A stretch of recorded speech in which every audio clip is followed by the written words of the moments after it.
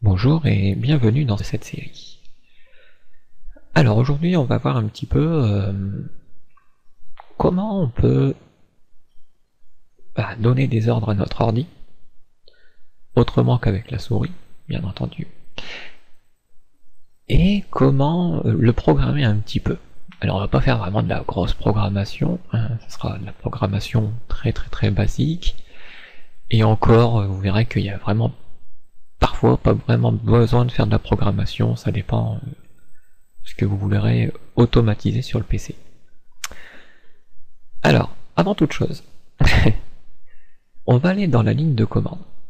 Donc c'est cette fenêtre noire que vous pouvez y avoir accès dans votre menu démarrer, tous les programmes là, petit champ recherché, vous tapez CMD. Et vous le trouverez ici. Ensuite, un petit clic droit et vous pourrez l'épingler au menu démarrer, à la barre des tâches. Bref, le retrouver facilement. Ensuite, ceux qui n'auraient peut-être pas le champ recherché et qu'ils ont exécuté, c'est la même chose. Vous pouvez taper CMD dans le exécuter. Et ça vous ouvrira la petite fenêtre noire. Sinon, si vous avez ni l'un ni l'autre, vous pouvez appuyer sur la touche Windows de votre clavier. Donc c'est la touche qui a un drapeau, qui est souvent entre CTRL et ALT. Et tout en restant appuyé sur cette touche, vous appuyez sur la touche R. Ça va vous donner la fenêtre exécutée. Et là, même chose, vous tapez la commande. Alors, il y a un truc qu'il va falloir repérer. Donc, premièrement, toutes les commandes que l'on va taper ne sont pas dangereuses pour le système. Bon. Mais après, ce que vous pouvez en faire, hein, ça pourrait être dangereux pour votre système. Donc si vous suivez vraiment le tutoriel comme je le fais, vous aurez normalement pas de soucis. Néanmoins, si vous voulez apprendre par vous-même et commencer à taper des commandes diverses et variées, vous pourrez endommager forcément votre système. Donc ceux qui veulent expérimenter, je vous conseille d'utiliser des ordinateurs virtuels. C'est fait pour ça, on va dire. Maintenant, je vous déconseille de le faire sur votre propre ordi, surtout si vous savez pas ce que vous faites. D'accord?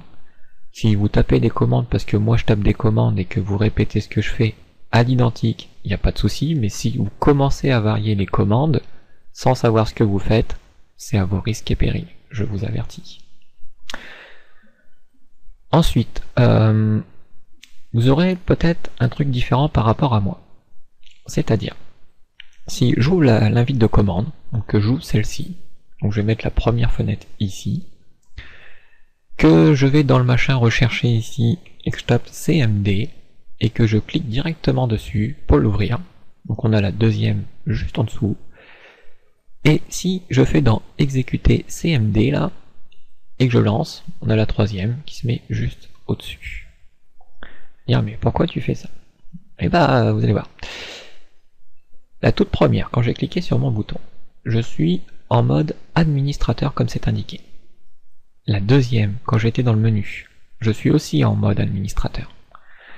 Et la troisième, que j'ai lancée depuis exécuter, je suis en mode administrateur aussi. Chez vous, il y a beaucoup de chances que les deux premières, voire la deuxième parce que vous n'avez peut-être pas le raccourci en bas, ou... bref, la première et la deuxième, chez vous, vous aurez peut-être pas le mot administrateur devant. Donc, ce problème, c'est simplement dû au contrôle de compte utilisateur de Windows. Une chose qu'on a déjà un petit peu vue. Donc là, je ferme tout ça. Et si je vais dans mon panneau de configuration, compte d'utilisateur est sur mon compte en question, que je regarde les paramètres du contrôle de compte utilisateur, je l'ai mis sur jamais m'avertir. Par défaut, il est sur ce niveau-là. Je vais le mettre sur ce niveau exprès, et je vais redémarrer l'ordinateur comme il me le dit. Donc je vais mettre en pause le temps de redémarrer et de revenir ici. Donc voilà, l'ordinateur a redémarré. Donc maintenant le paramètre est appliqué, et je vais recommencer exactement les mêmes étapes comme tout à l'heure, sans rien toucher, juste changer ce paramètre. Donc si je clique en bas, j'ai une fenêtre. Ensuite, si je vais dans le menu démarrer, que je recherche CMD, que je clique directement dessus, une deuxième fenêtre que je vais placer au-dessus. Enfin, dans exécuter, si je lance CMD, voilà ce qui se passe. Les trois fenêtres pointent tous au même endroit. C'est-à-dire, vous trouvez AC User Tutoriel. D'une part, donc ça vous indique que vous êtes dans cette commande en tant que cet utilisateur qui est mentionné. Si je regarde bien, hein, l'utilisateur en cours s'appelle tutoriel. Donc, toutes ces commandes que j'ai ouvertes, peu importe le moyen que je l'ai ouvert, je ne suis pas en administrateur. Donc j'aurai pas les mêmes droits. C'est pas parce que je suis administrateur, mon compte utilisateur dans l'ordinateur est administrateur.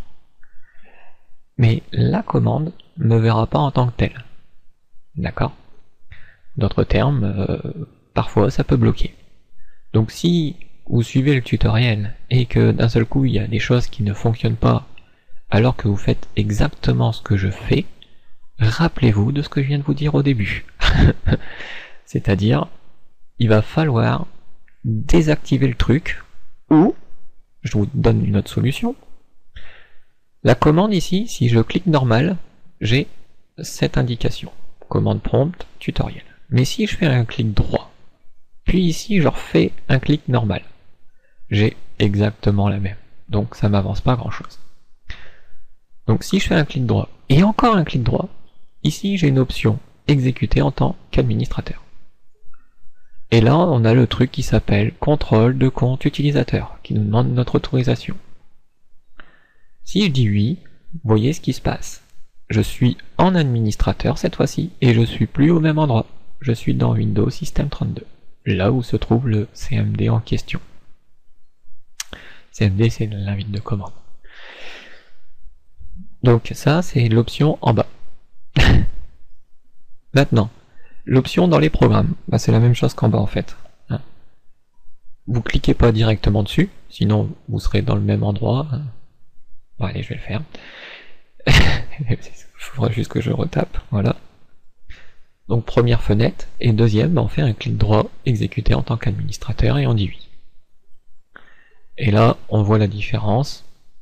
Il me dit qu'il est dans C Windows System 32, mais pas administrateur devant, d'accord. Et on voit qu'il est positionné sur mon nom d'utilisateur, alors qu'ici il est positionné dans le système 32 de Windows. Quant à l'invite de commande, ici l'exécuter. Alors si on fait exécuter normalement comme ça, et que je dis OK, voilà ce qui se passe. Donc j'ai Windows System 32 User Tutorial. Donc même comme ça, on ne l'a pas en mode administrateur.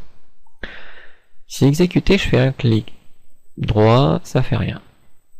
Si je parcours, ça va pas faire grand chose non plus. Donc ici dans l'exécuter, faudrait connaître la commande qui permette de désactiver l'UAC. Je crois que c'est skip UAC, un truc comme ça, je suis plus très sûr. Enfin,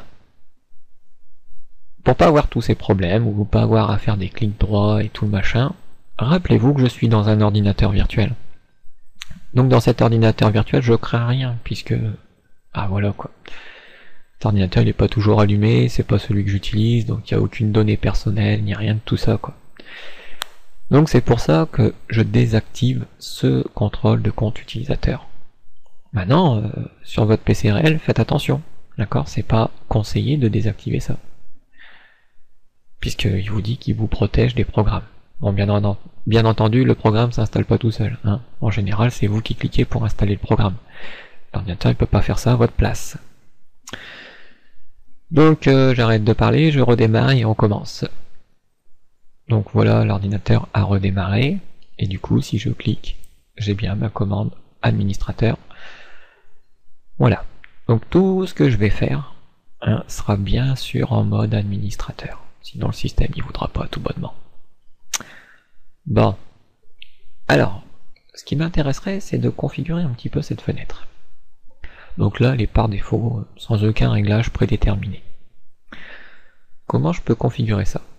Parce que le problème ici, c'est que, vous voyez, je peux pas l'agrandir. Or, j'aimerais peut-être bien l'avoir un peu plus large. Par contre, la hauteur, je peux vraiment la faire descendre autant que je veux. Par exemple, je vais faire ceci, hop.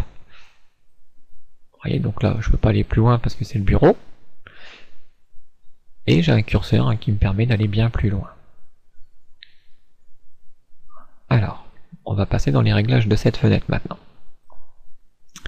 Je vais venir sur le haut de la fenêtre, d'accord, et je vais faire un clic droit sur cette barre, et je vais demander ses propriétés. Donc ici, dans le premier partie options, on peut régler la taille du curseur. Le curseur, c'est le petit truc qui clignote par derrière. Bon, là, on le voit pas, mais vous voyez, je vais le mettre sur grand, on va très bien le voir. Vous voyez, là, ça fait un gros carré qui clignote. Donc c'est ça le curseur. Donc je vais le laisser sur petit, ça me convient. Du coup, on retrouve un tout petit curseur. Ensuite, l'historique des commandes. Alors, c'est quoi cet historique des commandes? En fait, quand vous allez taper un ordre pour votre ordi, on va dire, ce qu'on appelle une instruction, une commande, quand vous allez rentrer une commande, celle-ci va être enregistrée par l'invite de commande. Quand vous allez en taper une deuxième, elle va être aussi enregistrée. Et ainsi de suite. Imaginez, vous avez tapé 10 commandes. La 11e serait une commande qui serait identique à la première. Et bien pour cela, vous avez un historique des commandes. C'est-à-dire qu'avec les flèches haut et bas du clavier, donc les flèches qui vont en haut et en bas, ceux qui sont à côté de à droite et à gauche, vous permettent de vous balader dans l'historique des commandes. Donc par défaut, il nous dit que la taille de la mémoire tampon est de 50. On verra ça plus tard. Et qu'il y a 4 mémoires tampons. Et que si on veut, on peut supprimer les doublons. Les doublons, c'est-à-dire quand vous tapez deux commandes identiques, au lieu d'enregistrer les deux, il enregistre qu'une des deux. C'est plutôt pratique, franchement. Et en plus, on n'y pense jamais. Dans Police, bon, ici, vous pouvez vraiment changer la taille. Alors, par défaut, on voit c'est Police Raster 8, 12. Vous pourrez passer en Lucia, du coup, on a des tailles un peu carrées. Ou en Consolas, comme on le voit. Donc, c'est 6, 12 par défaut. Lucia, c'est 7, 12 par défaut. Et Raster, c'est 8, 12. Mais on voit que les autres, voilà, quand on va donner une taille, 16 par exemple, c'est 10 en largeur, 16 en hauteur. C'est lui qui choisit. Même chose pour Consolas. Vous voyez, ça fait 13, 28 par exemple. Bon, pour l'instant, je vais pas toucher à la police, mais voilà, le réglage il se trouve ici. Un autre point intéressant, c'est la configuration. Donc dans la configuration, faites attention à cet aperçu qui est hautement faussé. C'est pas là, c'est pas la taille de votre ordi en fait derrière. Bon, enfin, vous allez voir. Ensuite, on a un bloc qui a largeur hauteur dans un autre bloc entouré de traits comme on le voit, qui correspond à la taille mémoire tampon de l'écran. Chose qu'on verra ensuite. Taille de la fenêtre. Donc ça, c'est le réglage que je voulais faire, c'est-à-dire je voulais que ma fenêtre soit un peu plus large. Donc si je veux qu'elle soit plus large, il va falloir que je modifie sa largeur. Vous allez voir ici que quand je vais commencer à monter la largeur, dans l'aperçu, vous allez voir la fenêtre qui va commencer à s'élargir. Et vous voyez qu'en même temps, au-dessus, la mémoire tampon de l'écran s'élargit en même temps que j'élargis la fenêtre. Par contre, l'inverse n'est pas vrai. C'est-à-dire que je peux augmenter la taille de la mémoire tampon sans que la largeur de mon écran change. Donc ça, je vous expliquerai pourquoi après. Donc disons que pour l'instant, la largeur, je vais lui dire, j'aurais envie que ça prenne toute la place, si je voulais me fier au dessin. Comment je pourrais utiliser ça? En bas, on a un dernier paramètre, position de la fenêtre. Et là, on me dit c'est que le système le positionne lui-même. Et apparemment, il le positionne à partir du bord haut et gauche, d'accord, à ces valeurs-là, ce qui correspond à ici exactement. Je pourrais lui dire, bah attends, moi j'ai envie que il soit tout en haut là-bas et tout à gauche, donc à 0, 0. Vous voyez qu'en mettant un 0, 0, ça va positionner la fenêtre en haut à gauche de mon écran. Maintenant, je voudrais que ça fasse toute la largeur. Bah, il suffit que j'augmente la taille de la fenêtre, comme on l'a vu, jusqu'à temps que ça fasse toute la largeur. Voilà, ça a l'air de faire la largeur. Maintenant, la hauteur. Bah pareil, hein, je descends et puis vous voyez que la fenêtre descend un petit peu. Et là, on s'attendrait à ce que toute la fenêtre noire soit bien devant nos yeux, au complet. Je vais dire OK. Effectivement, elle est devant les yeux, au complet, pas vraiment. Parce que, si on regarde, on a un curseur, mais en plus on voit pas vraiment le bas de la fenêtre. Donc on voit, c'est vraiment Harry-Carac, quoi. Hein, là, ça dépasse de l'écran sur ce côté-là. Donc je reviens dans les propriétés. Et du coup, la configuration, la taille de la fenêtre, je vais lui dire 150. Et la hauteur, je vais lui dire 50. Position, toujours 0, 0 pour le moment. Et je dis OK. Donc là, j'ai une taille qui me convient à peu près, on va dire. Hein, ça prend pas mal d'écran, j'ai accès aux éléments, bref, ça me convient. Donc là, vous voyez, je fais attention de la positionner comme il me plaît. C'est-à-dire, imaginez, je la positionne comme ça. Que maintenant, je vais dans ses propriétés. Toujours dans la configuration. Vous voyez que la position de la fenêtre a bougé. Si je lui dis, vas-y, maintenant tu le positionnes comme ceci, comme elle est placée à cet instant. Que je dis OK. Que je bouge cette fenêtre et je la ferme. Je la rouvre. Elle revient bien à sa position. Parce que c'est le système qui la positionne à 25, 25. Si j'enlève la position du système, que je la déplace, que je regarde dans les propriétés, dans sa configuration, on voit que je viens de la déplacer. Cette fois-ci, je coche pas l'option positionnée par le système. Et que je viens là, parce que je peux pas laisser le bouton là-bas, et que j'ai pas envie de la déplacer justement, je vais demander ferme la fenêtre. Et à nouveau, je la rouvre. Vous voyez qu'elle garde son ancienne position. Donc en général, ce que moi j'ai l'habitude de faire, c'est que je la positionne là où je veux. Comme ça obtient ses valeurs. Je regarde dans la configuration, 37, 26, et comme ça me plaît, je le fixe. C'est-à-dire que maintenant, même si je bouge la fenêtre, que je la ferme, et que je la rouvre, elle revient bien à son emplacement indiqué. Donc là, apparemment, il n'a pas mis les vraies valeurs. Voilà, ce serait plutôt 17, 27. Et on va le laisser comme ça. Donc si je bouge, que je ferme et je rouvre, ouais, c'est un peu moyen, on va dire. Hein. Hop, propriété. Configuration. Donc là, après c'est à vous de voir, hein. Vous pouvez faire comme vous voulez. Comme moi tout à l'heure j'ai vu que le réglage 25-25 était plutôt bien. Je vais le laisser comme ça. Problème dans ce type de réglage, si je ne le laisse pas positionner par le système comme on dit, et que je le déplace et que je ferme, comme on a vu, ça va rester là où je l'ai fermé. Et non, là on voit bien qu'elle s'est remis à 25, 25. Donc, en gros, pas cocher, positionner et la placer là où vous voulez. Dernier petit réglage. Bon, après il y a les couleurs, vous pourrez changer les couleurs qu'on verra par la suite. Petit réglage ici, c'est la largeur, la hauteur, mais de la mémoire tampon de l'écran. C'est quoi ce truc? On a vu que la mémoire tampon de l'écran agissait sur la largeur. Ah, du moins, je vais remettre la largeur de la mémoire tampon à 150. Et que si ici la largeur, je l'augmente, on voit la mémoire tampon, la largeur s'augmenter. Si je diminue la mémoire tampon, on voit la largeur de la fenêtre diminuer. Donc ces deux paramètres sont quelque part très liés. Et à quoi elles correspondent? Quand ils ont la même valeur, là comme c'est pour la largeur, donc c'est la petite barre en bas là, on la verra plus. Parce que ça correspond, on va dire, à 150 caractères que je peux taper là.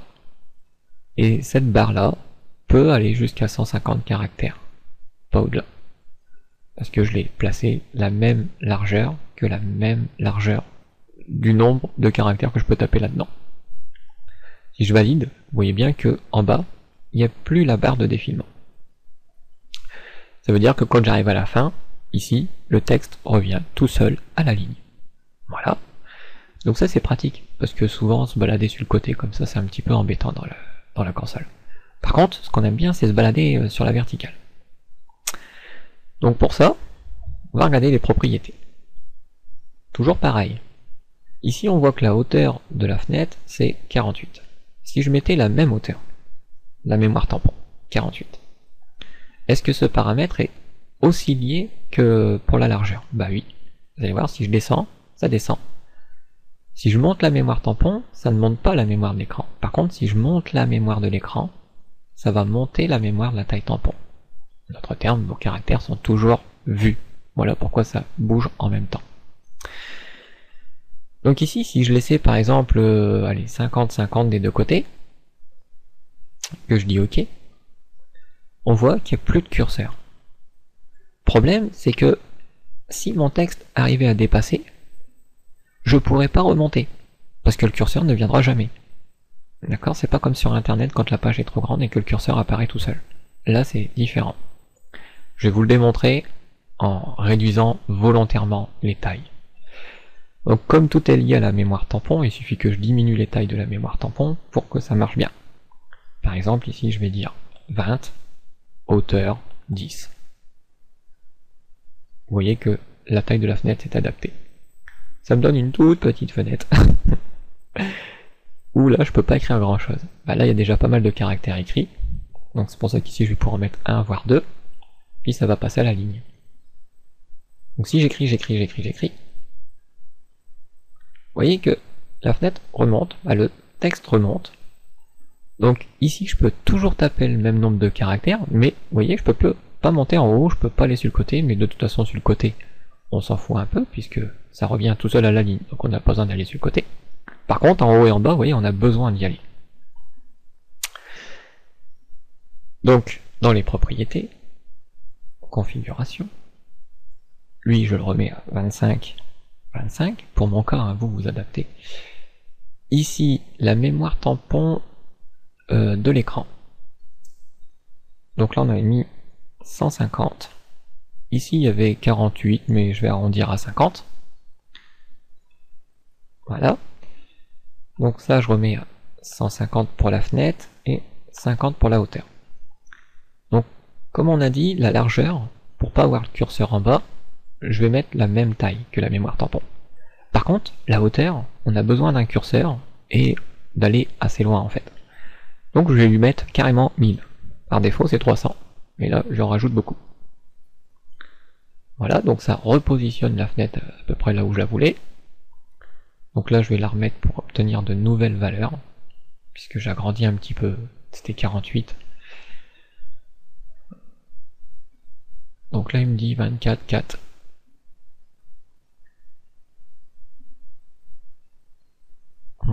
Je vais lui dire 25, 5. Ça me plaît, je ferme, je rouvre, je regarde bien les dimensions, 25,5 il n'a pas changé, si je bouge, que je ferme et que je rouvre, il revient bien à 25,5. Dernier paramètre, la couleur. Donc premièrement le texte, donc là il est de couleur blanc, imaginons on le met de couleur vert, on va le faire à la Matrix. Ben voilà, on a une console à la Matrix. D'autres paramètres de couleur, c'est-à-dire l'arrière-plan, le fond derrière. Si d'un seul coup on voudrait écrire genre un truc à Windows, les messages d'erreur de Windows, on met son bon fond bleu, son texte bien blanc, et on valide. Et là on a un PowerShell, ou les fameuses erreurs de Windows. qu'on voit plus beaucoup maintenant. Ouais, c'est bien le bleu bien foncé. Boîte de messages. C'est quoi ce truc? Voyons voir, on va lui mettre un rose. Boîte de messages. Bon, ça change pas grand chose. Et le dernier paramètre, arrière-plan de la boîte. Imaginons on va mettre un rouge. Et voilà ce qui se passe. Donc si j'en ouvre une autre, donc on peut faire hop, un clic droit. Vous voyez que ça garde les paramètres comme j'indique. Bon après l'histoire des boîtes de messages, j'en sais rien. Par défaut c'était sur quoi? Alors quand on veut récupérer les valeurs par défaut, des fois, on reva sur la même fenêtre et on demande par défaut. Donc ça va pas réinitialiser par défaut, vous voyez. Si je mets par défaut, je dis OK et que je ferme et que je rouvre, j'ai toujours mes réglages. Par défaut, c'est juste ça vous permet d'aller voir comment ça a été réglé par défaut. La mémoire, 54 est pas coché, en petit. Police, celle-ci, 812, comme on a vu. Configuration 80 300 80 25 00. Et couleur, donc le texte par défaut, il est en espèce de gris. L'arrière-plan, il est en noir. La boîte de messages est en violet. Et l'arrière-plan est en blanc. Voilà. Donc, couleur, l'arrière-plan en blanc, la boîte de messages en violet comme il me disait. Voilà, comme ça j'ai remis ces deux paramètres comme il faut. L'arrière-plan, je vais le remettre en noir, et mon texte, je vais le mettre à la matrix. Voilà. Donc là, j'ai fait mes réglages pour ma ligne de commande. Donc ces réglages, bien sûr, à chaque fois que je vais la réouvrir, hein, ou que j'en ouvre plusieurs, toutes conservent ce même réglage.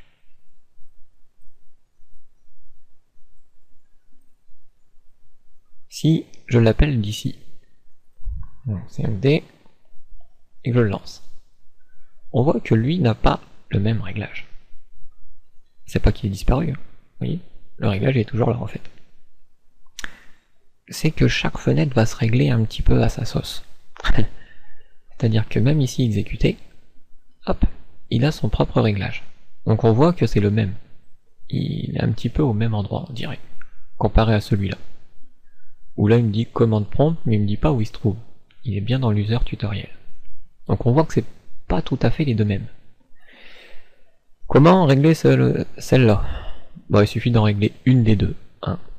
Donc, même chose, propriété, donc les doublons, la police telle quelle, la mémoire, donc ça on avait dit 150 pour la largeur,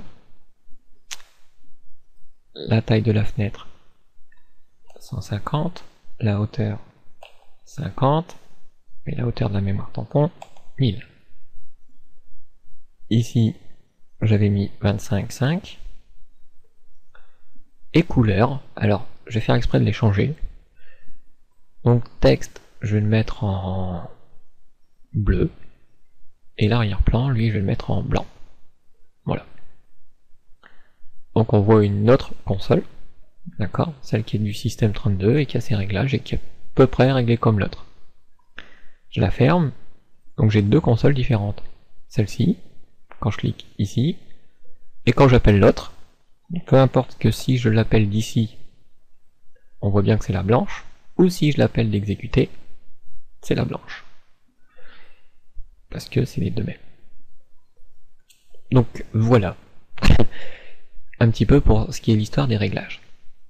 Alors que vous prenez l'une ou l'autre, c'est à vous de voir. Il existe encore une autre façon d'avoir la console. C'est n'importe où vous vous trouvez, donc logiquement dans un dossier.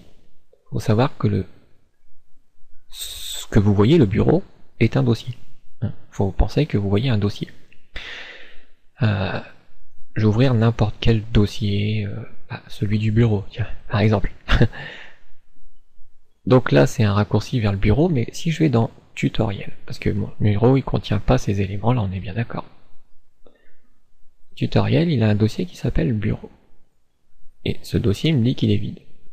Effectivement, s'il n'y a pas de document, il est vide. Mais si je lui en mets un, vous voyez que il apparaît bien dans ce dossier, que si je le supprime, ça part bien dans mon bureau. Donc ça veut dire que quand je suis là, c'est comme si j'étais à l'intérieur, ici. C'est pareil. Donc quand on est sur le bureau, ou à l'intérieur d'un dossier, comme je dis, on peut appuyer sur la touche majuscule, mais celle où il faut rester appuyé dessus.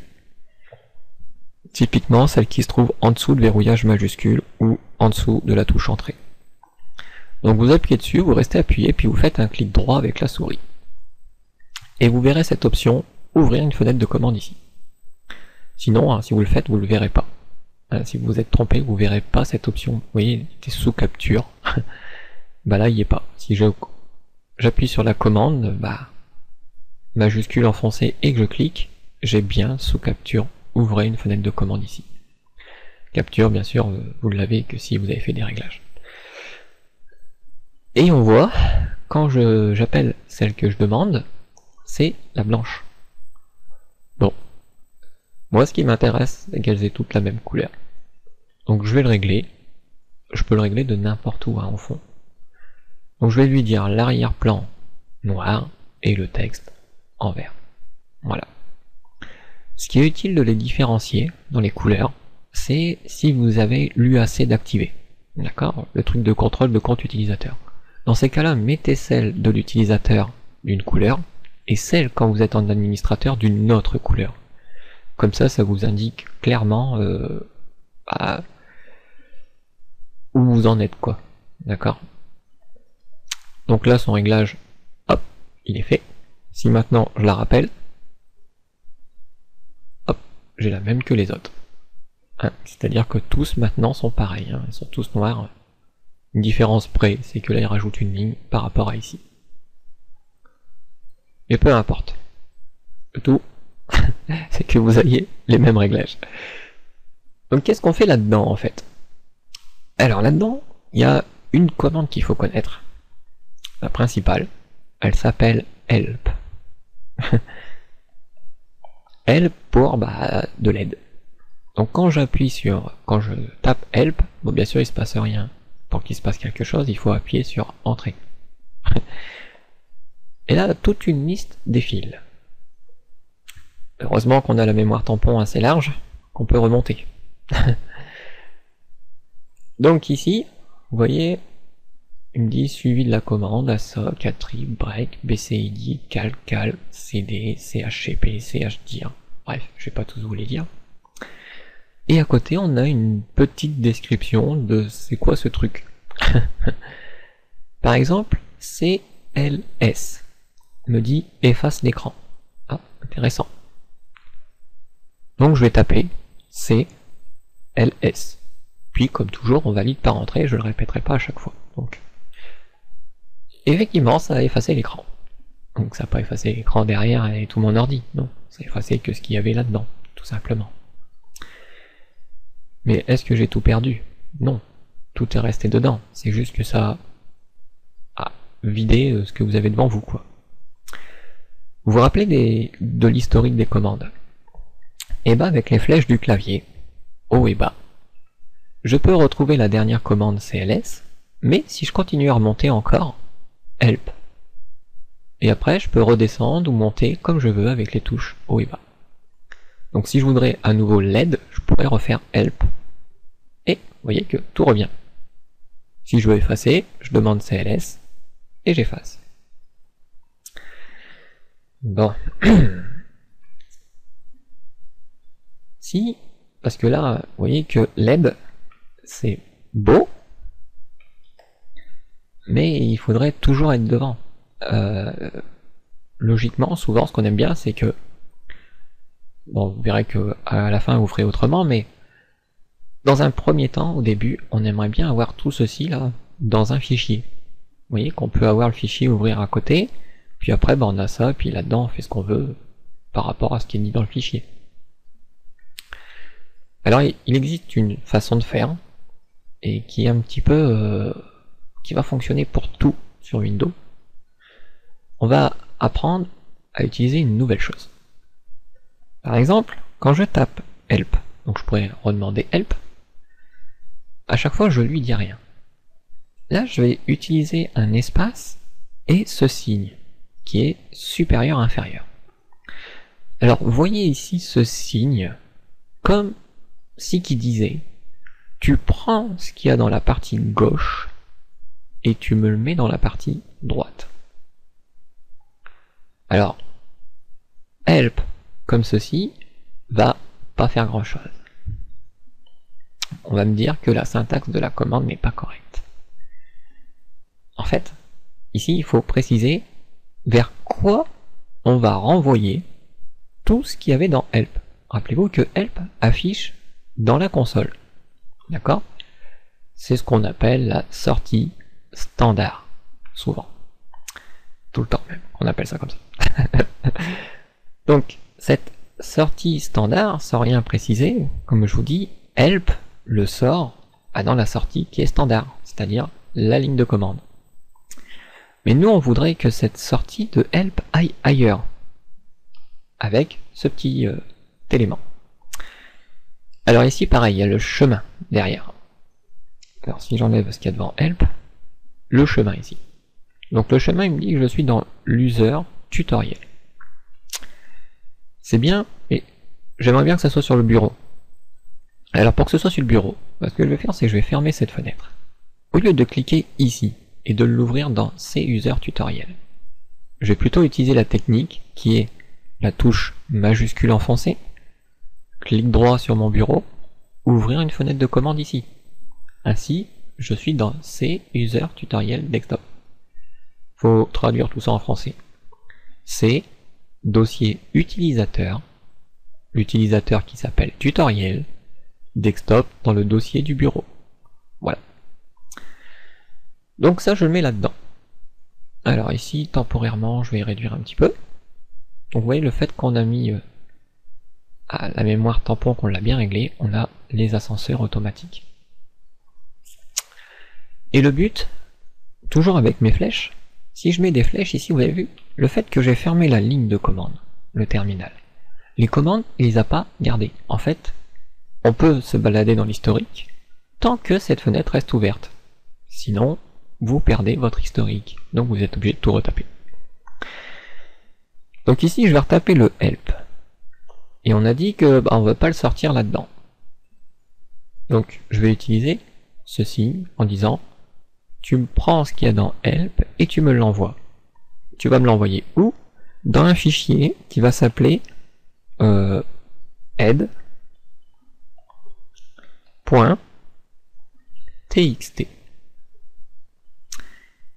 Alors ça va faire quoi ça? Comme j'ai pas précisé de chemin pour head.txt, il va se trouver dans le dossier courant. Le dossier courant, dans la ligne de commande, c'est bien le bureau. Donc, sur le bureau, on voit bien qu'il n'y a pas de fichier head.txt. En fait, il va se créer tout seul. Et il va se faire remplir du contenu de help. Pour ça, je vous dis, tout ce qui est à gauche va aller dans ce qui est à droite. Je valide toujours par entrée. Et on voit bien sur le bureau un fichier head.txt, exactement comme je l'ai appelé. Et que si je double-clique dessus, je me retrouve avec toutes les informations dedans. Encore mieux. Si vous avez Word ou OpenOffice, vous pouvez donner l'extension doc. Par exemple. Vous avez vu, ça me génère un nouveau fichier, head.doc. Donc visiblement, cette icône veut dire qu'il n'est pas associé à un programme. Donc je vais voir dans ses propriétés. Et je vais l'associer à OpenOffice. Voilà. J'applique, je dis OK, donc tous mes fichiers doc maintenant c'est OpenOffice qui va les ouvrir. Je double-clique. Je patiente tant que ça s'ouvre.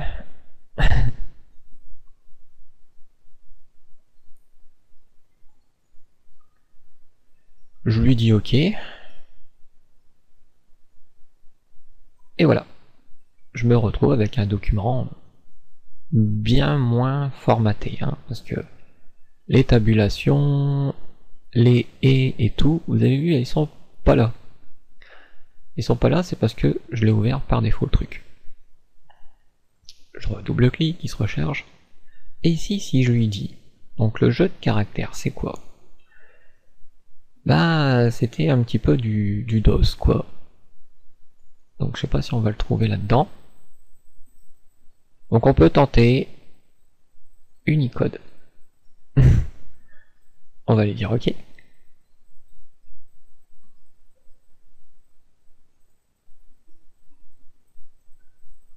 Donc il charge. Et là, oulala, vive le chinois. Ouais, je sache en quoi il a été encodé à la base. Turc, thaï, japonais, grec, hébreu. Donc il n'y a pas France, donc ça devrait être Europe. Donc maintenant dans Europe, plutôt occidentale visiblement. Donc ici il faut que je retrouve, est-ce que c'est Apple Macintosh? Non. Est-ce que c'est ASCII? Est-ce que c'est DOS? Donc effectivement c'est DOS. DOS pour l'international, pour le portugais, français, canadien. Donc je vais demander DOS pour français canadien. Et là, on voit qu'on a bien les et. Bon, après les tabulations, c'est pas toujours ça. Donc c'est pour ça le problème des gros programmes comme OpenOffice ou Microsoft Office, tout ce bordel. Quand vous voulez sortir des trucs de commande, sortez-les en texte, c'est beaucoup plus simple. D'ailleurs, est-ce qu'on a vraiment besoin de sortir en texte? Bah en fait non. Hein, si je dis tu me sors le machin et tu le mets dans un fichier qui s'appelle head. Bah voilà. Il me sort tout ça dans un fichier qui s'appelle head. Problème, c'est que si je double-clique sur head, il me dit bah je sais pas comment l'ouvrir ton truc. Pour lui dire bah prends le bloc-notes. Et voilà. Bon, bien sûr le bloc-notes lui, il a le problème avec les accents. Sauf c'est un truc très très récurrent avec la ligne de commande et les accents. Mais on a Notepad++. Donc qu'en est-il si je l'édite avec Notepad++? Donc ça, on s'en fout, on me fait chier avec ce truc. Pardon, mais voilà quoi. La vérification, il n'y a pas de et, il n'y a pas de et. Bref. Là, il me dit qu'il est en DOS, Windows, ANSI. Qu'est-ce qu'il y a comme encodage? Donc, codage de caractères. Et je pourrais aller voir. Europe. C'était occidental, je sais plus. Avec tous ces trucs. Windows 12.50. Ça pas réparé les problèmes, mais ça a changé ça. CTRL Z. Là, je vais pas réussir à retourner en arrière, malheureusement. Donc je vais reconvertir ça en ANSI. Donc là, je vais empirer certainement le fichier, plus qu'autre chose. UTF-8 sans boom, bon ça c'est plutôt pour ce qui est le web. Donc ça je vais le fermer, on n'a pas besoin. Ça c'était autre chose. Donc là c'est pour vous dire, un fichier comme ça vous pouvez tout de même l'ouvrir, hein. C'est pas parce qu'il n'a pas d'extension que vous pouvez pas. C'est juste que à chaque fois que vous allez double-cliquer, va vous demander avec quel programme l'ouvrir ce fichier. Mais vous l'ouvrez avec ce que vous voulez, du moins vous amusez pas à ouvrir du texte avec VLC par exemple, qui cherche à ouvrir des vidéos. C'est un peu logique. Ensuite, maintenant qu'on a vu ça, on va aller explorer un petit peu le DOS. Alors là-dedans, on a vu qu'il y a des commandes. Alors il y en a une qui va nous intéresser au début, qui va s'appeler mkdir. Alors, mkdir. MK pour make, d'accord? dir pour directory. Make directory voulant dire créer un répertoire. Plus simplement, créer un dossier. Où est-ce qu'il va le créer ce dossier? Bah là où je me trouve, c'est-à-dire dans ces user tutoriel desktop. Donc, comment on sait que mkdir crée un dossier? Rappelez-vous de help. C'est écrit dedans. D'accord? Je pense que même on peut faire ceci. Help mkdir.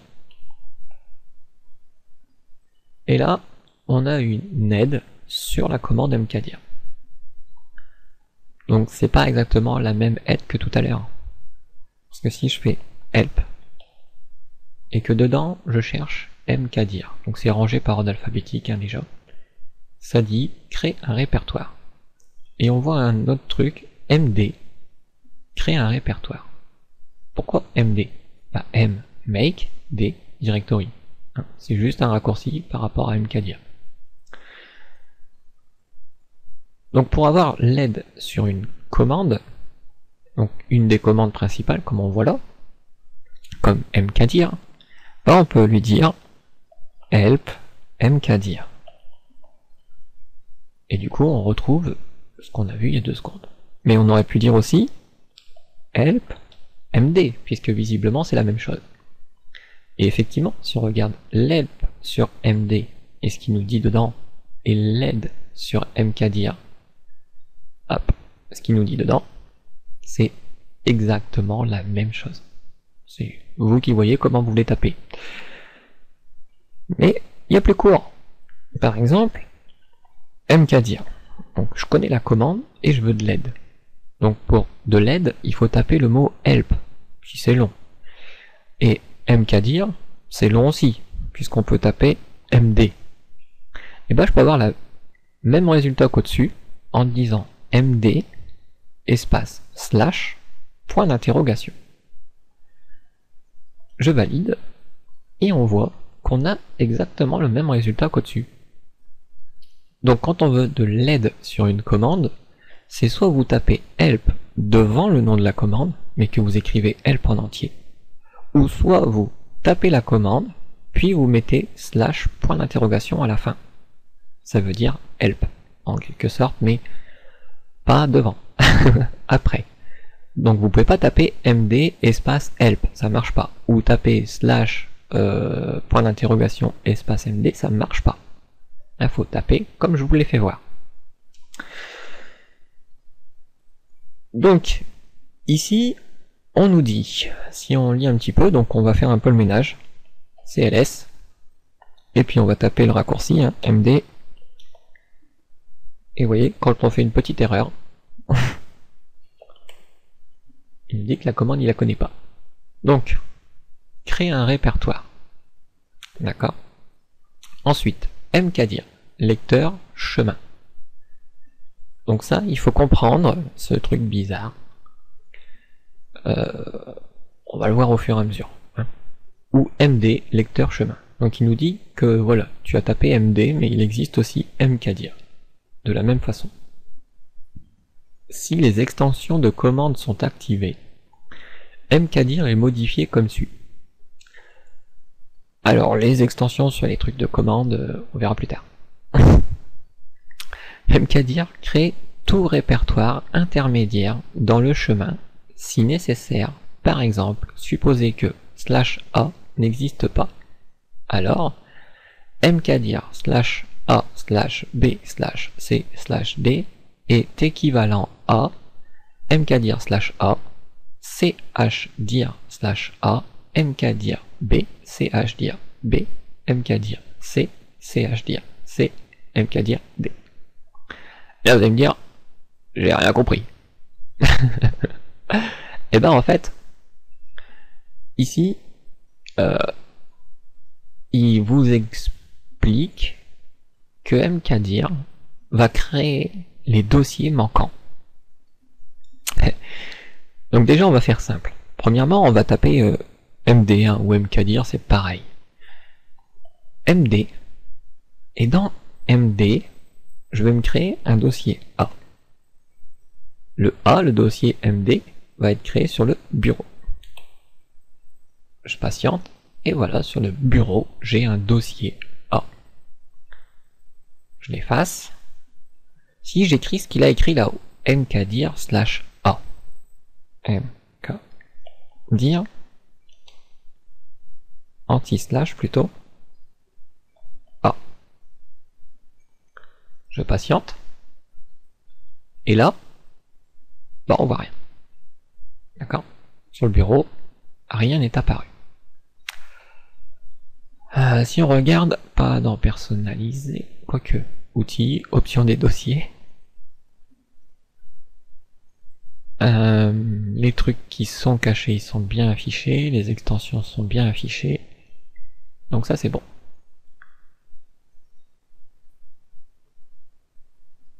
Donc là, le /A, normalement c'est de le mettre dans un autre dossier. Sauf que là, on n'a pas d'autre dossier. Donc le dossier qui serait derrière nous, ça serait le dossier tutoriel, au cas où. Je vais regarder dans tutoriel. Dans tutoriel, je vois aucun dossier s'appeler A. Et dans mon bureau, je vois aucun dossier s'appeler A. Donc, mkdir /A, bah, ça fonctionne pas vraiment. D'accord? Donc vous allez beaucoup remarquer que ce qu'on vous dit là-dedans, quand vous le faites, ça fonctionne pas vraiment. Mais on va explorer cette chose qui nous raconte quand même. Donc slash, en fait ce slash, cet anti-slash, voulant dire un dossier. Je vais vous refaire voir. MD A. Donc ça, on sait que ça va créer un dossier A sur le bureau. Bien d'accord. Créer un dossier A. Si je regarde ce qu'il y a dedans, il n'y a rien. On est d'accord. Maintenant, si je dis MD A anti-slash E. Ou lui il l'appelle B. Alors on va l'appeler B. Qu'est-ce que ça veut dire ça? Ça veut dire, dans le dossier A, tu vas me créer un dossier B. Je valide et je regarde. Effectivement, dans le dossier A, j'ai un dossier B. Ok, donc si on va voir plus loin, si on essayait de taper MD /C, ça ferait quoi ça? Eh ben, si j'essaie de regarder dans A, c'est pas pour autant que je vais avoir un C.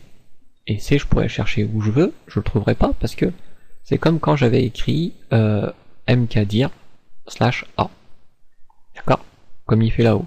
En fait, ça marche pas vraiment. Ce qu'il faut comprendre, c'est que pour cibler un dossier, il faut que vous ayez le dossier. Comme j'ai fait pour B. C'est-à-dire que pour créer B, j'ai dit, attention, B va se trouver dans A. Ça va redevenir clair. Je réefface un petit peu tout ça. Et on recommence. MD Toto. Donc ça crée un dossier Toto sur le bureau. On est d'accord. Si ici je fais MD Titi, ah, vous êtes d'accord que si je valide, ça va créer un dossier Titi sur le bureau. D'accord? Mais si je voulais mettre Titi dans Toto, pour ça j'ai deux solutions. Donc Titi je le resupprime, j'ai deux solutions. Soit je lui dis par rapport au bureau, il va falloir que tu ailles dans Toto avant de créer Titi. D'accord? Donc ça se traduit par tu vas me créer un dossier, mais avant tu vas dans Toto, puisqu'il existe sur mon bureau, et dans Toto tu me crées un dossier Titi. Et ça fonctionne. Dans Toto, j'ai bien Titi. Autre solution. Je resupprime Titi dans Toto. Je pourrais lui dire, bah attends, finalement, je vais moi-même me déplacer dans Toto.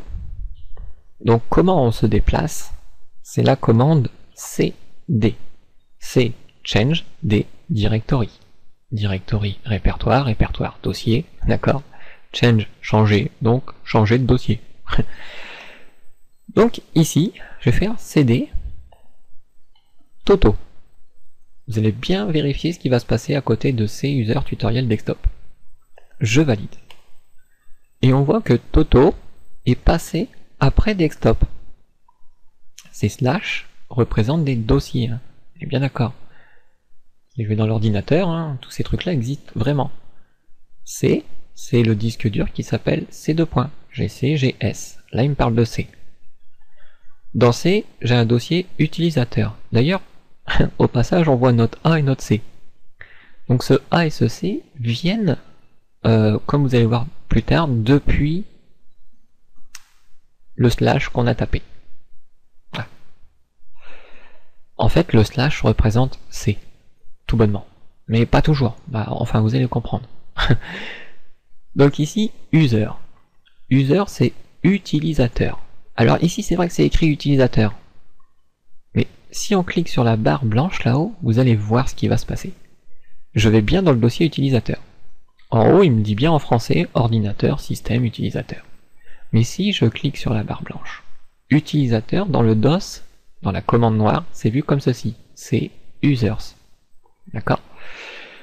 Après, il me parle de tutoriel.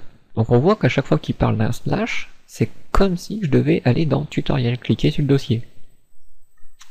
Là, je suis dans C user tutoriel, ici. Si je regarde, effectivement, je suis bien dans C user tutoriel. Là, il me parle de desktop. Donc desktop, comme je vous l'ai dit, c'est le bureau. Si je clique sur bureau, en français, c'est utilisateur tutoriel bureau. Mais à la window, c'est C user tutoriel desktop. Voilà. Pourquoi c'est comme ça? Pourquoi c'est pas en français?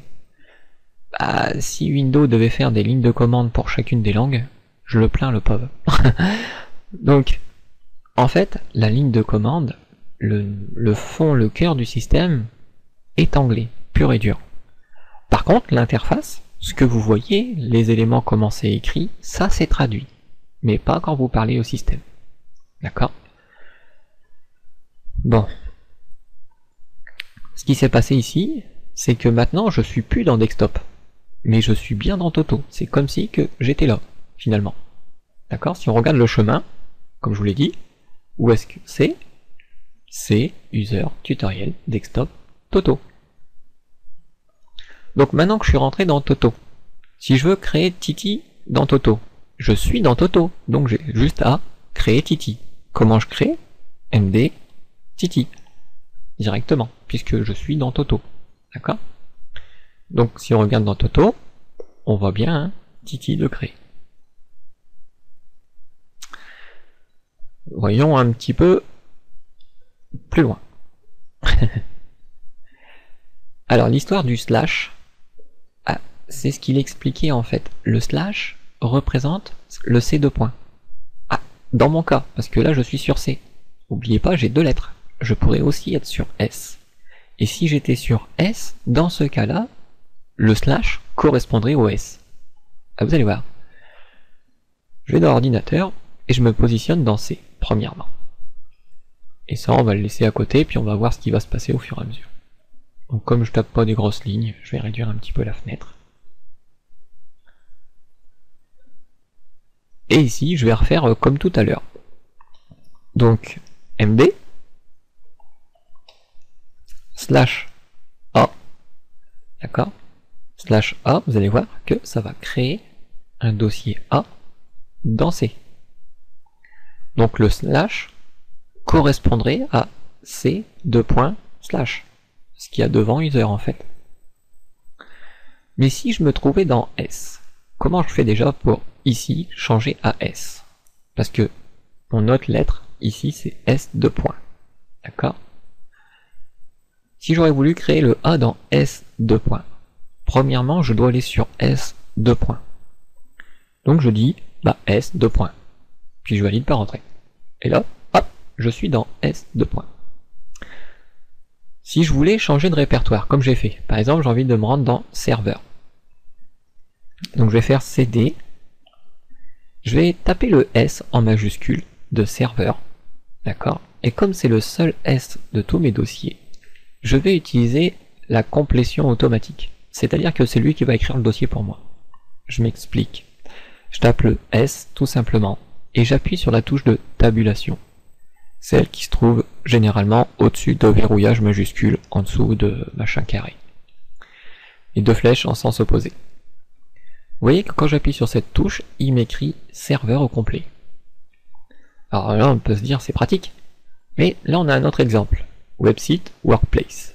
J'efface ceci et je commence à taper le W. Et si j'appuie sur la touche de tabulation comme tout à l'heure, qu'est-ce qui va me sortir? Website.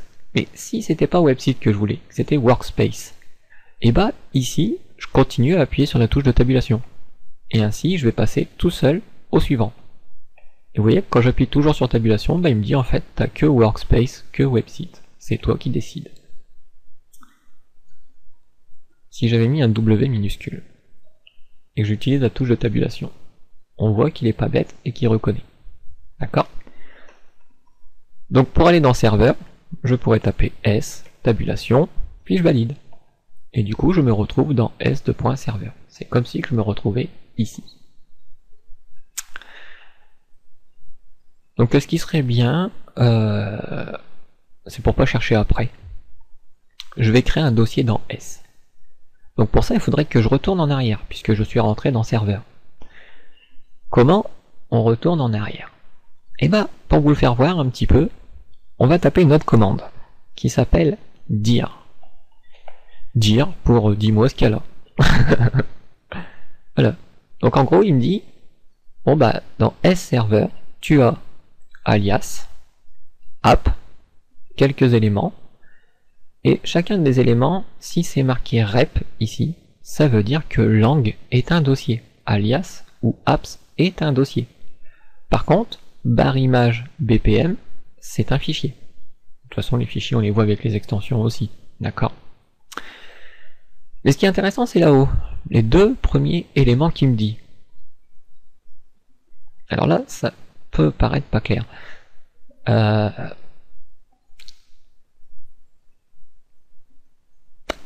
Comment vous faire voir ça? Plutôt simplement. Donc je vais essayer de retaper S2. Voir si ça va le faire. Il y a des chances qu'il va me remettre dans serveur.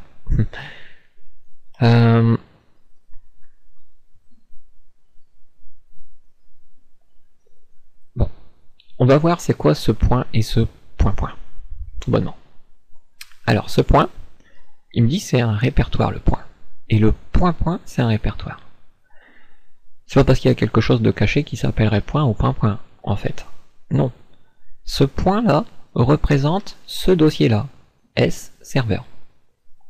Ce point représente le dossier avant, précédent, c'est-à-dire S2. Vous allez voir, si dans serveur je fais CD, un espace toujours et point, bah vous voyez que je me retrouve dans S serveur. Il n'a pas dit qu'il y avait une erreur, hein. La commande elle est bonne, vous avez vu. Sinon, si j'aurais fait par exemple cdf, bah, il me dit le chemin d'accès est pas trouvable. Et si je m'étais trompé dans la commande, comme cd+, il me dit chemin d'accès spécifié est introuvable. Et si j'avais oublié de mettre quelque chose, il me dit cd tout seul correspond à serveur. Donc en fait, cd tout seul ou cd point correspond au dossier où je me trouve. Qu'en est-il du point maintenant? Puisqu'il me dit que c'est un dossier. Pour changer de dossier, c'est toujours CD. Et si je veux aller dans le dossier point, ben là on voit, hop, bizarrement, je suis retourné en arrière. Si ici je demande CD point, bah CD point, on voit que c'est S maintenant. Et si je demande CD tout seul, c'est toujours S. Donc, faut bien comprendre que CD point, CD tout court, correspond au dossier où vous êtes. Par contre, CD point, ça correspond au dossier précédent. Ici, si je fais CD point, bah, au-dessus de S, il n'y a rien. Donc, je vais forcément rester dans S. Ici, on va se créer un dossier. Toto. Donc, on voit, hop, dans serveur S, le dossier Toto apparaît. Maintenant qu'on a créé ce dossier Toto, si je faisais un dir ici, dans S, dis-moi ce qu'il y a là-dedans. Dir, et là il me dit, bon, bah dans S, il n'y a pas de point, il n'y a pas de point. Pourquoi? Parce que S, c'est la racine. Il n'y a rien au-dessus de S, donc voilà pourquoi il n'y a pas ces éléments-là. Par contre, dans S, il me dit tu as des répertoires, dont un qui s'appelle Toto. Allons voir ce qu'il y a dans Toto. Donc, je vous l'ai dit, c'est CD pour changer de répertoire, un espace pour taper le nom, puis T, puisque voilà, je vais utiliser la tabulation, et il va me donner tout seul Toto. Donc là, je suis content, je suis dans Toto. Je fais un dir. Et là, le dir, dans Toto, il n'y a rien. On est bien d'accord. Toto, il n'y a rien. Il me dit, il y a répertoire point. D'accord? Donc ici, vu que je suis dans Toto, si je fais CD point, il va me dire Toto. Si je fais CD tout court, il va me dire Toto. Et si je fais CD point, je vais revenir dans S. On est bien d'accord, hein? Faut bien comprendre ça, c'est la base. Donc, histoire du slash. Alors, on y va. Je vais faire CD Toto. Donc, je suis dans Toto. D'accord? Et ici, je vais faire un MD slash B. Le B ici, qui va se créer, il va se créer à la racine.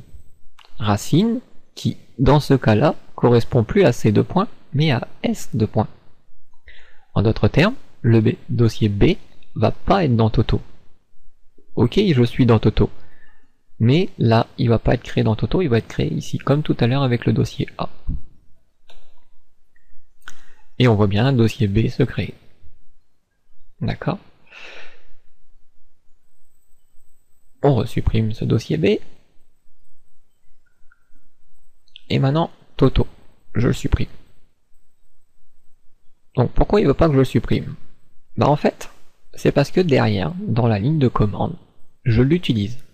On va se dire, bah, pas vraiment. Ah si.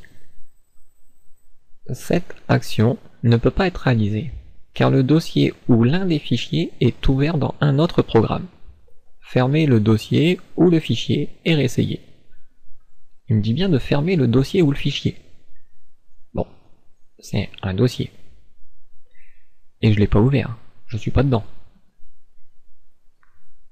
D'accord? Donc si je le ferme, ça veut dire que je reviens ici. Et du coup, je suis plus dedans.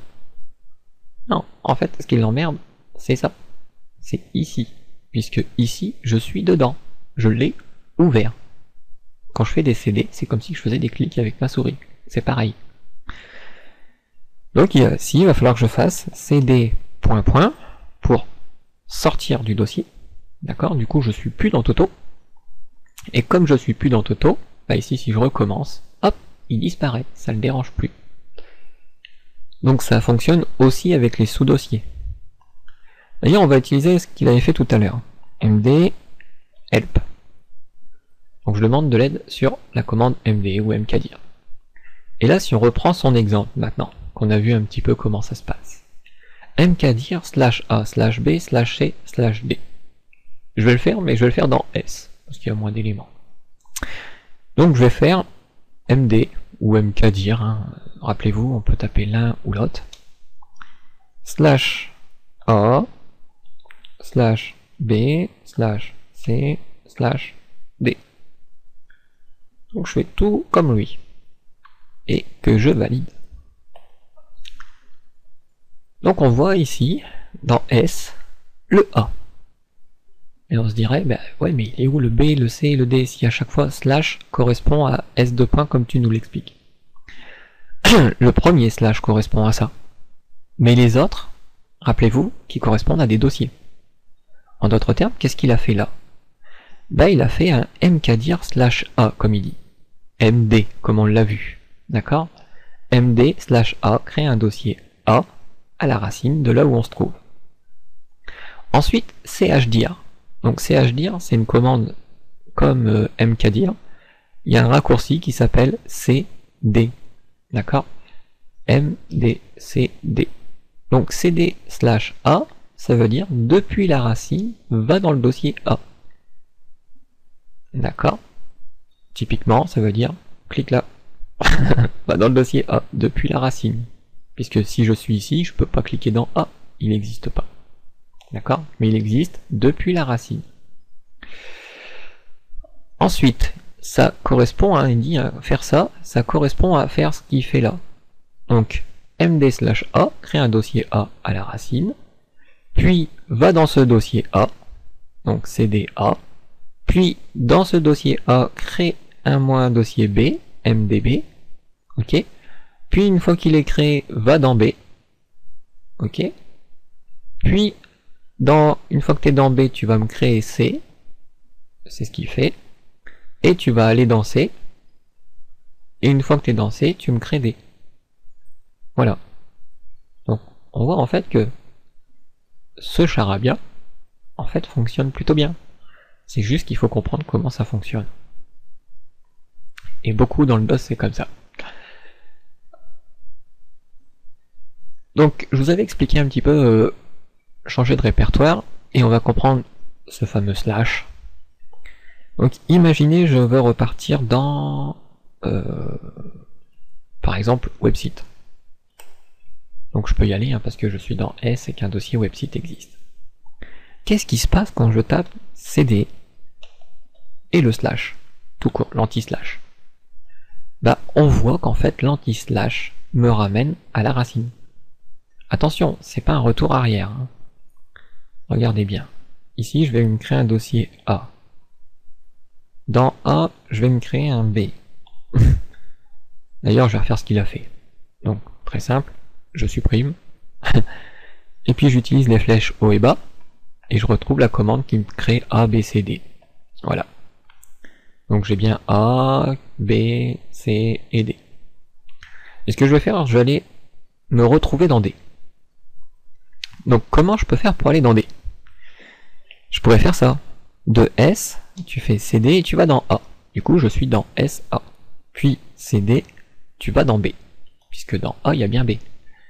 Si ici je fais CD B, dans B, il n'y a pas de B. Donc il va me dire qu'il ne trouve pas. C'est logique. Donc dans B, j'ai quoi? J'ai C. Donc je peux faire CD C. Et du coup, je suis dans A, B, C. Et je peux encore continuer pour aller jusque dans D. Donc au final, je me retrouve ici. Là que je suis arrivé là-dedans, je vous avais expliqué qu'on ne peut pas supprimer un élément si on se trouvait dedans. Regardez bien. Ici, je suis dans D. On est bien d'accord. Et si j'essaie de supprimer A, il va pas vouloir. D'accord? C'est le même principe que tout à l'heure parce que je me trouvais dans le dossier.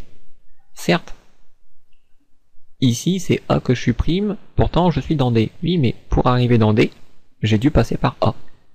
Donc tant que A sera ouvert ici, je pourrai pas supprimer tout ce qu'il y a dedans. Voilà. Ça, c'est déjà un point à expliquer. Après le slash. Donc, le slash est différent du point. D'accord? Si je fais cd point, ça retourne un cran en arrière. Donc, je me retrouve dans A, B, C. Donc, je suis redescendu d'un dossier. Je retourne dans D. Ok? Et si je fais cd anti-slash, bah, automatiquement, ça retourne pas d'un dossier en arrière. Non, ça revient à la racine. Si je retape ces deux points pour repartir dans l'autre disque dur, vous voyez que à cet instant, je suis dans C, user, tutoriel, desktop, toto. Bah ici, si je faisais cd l'anti-slash, ça me ramènera automatiquement dans C. D'accord? De même que si dans C ici, je veux retourner dans Toto, je devrais taper cd espace user, je valide, puis cd espace, mais je peux tout faire directement. Comment dire? Là c'est parce que c'est long comme chemin, donc je vais repartir dans S2 points, d'accord? Et dans S2 points, disons que je veux me retrouver dans ABC. Donc je pourrais faire CD et depuis S, puisque je suis à la racine. Donc soit je lui dis explicitement depuis la racine tu vas dans A, mais comme je suis dans la racine, je peux dire CD A. J'ai pas besoin de lui dire à chaque fois la racine. Dans A, ensuite, tu vas où? Bah, dans B. Ensuite, tu vas où? Dans C, puis dans D. Rappelez-vous que les anti-slash représentent des dossiers. Ainsi, ici, en une ligne, je peux me retrouver directement dans D. Bien sûr, il faut que le chemin soit valide. On est bien d'accord. Donc,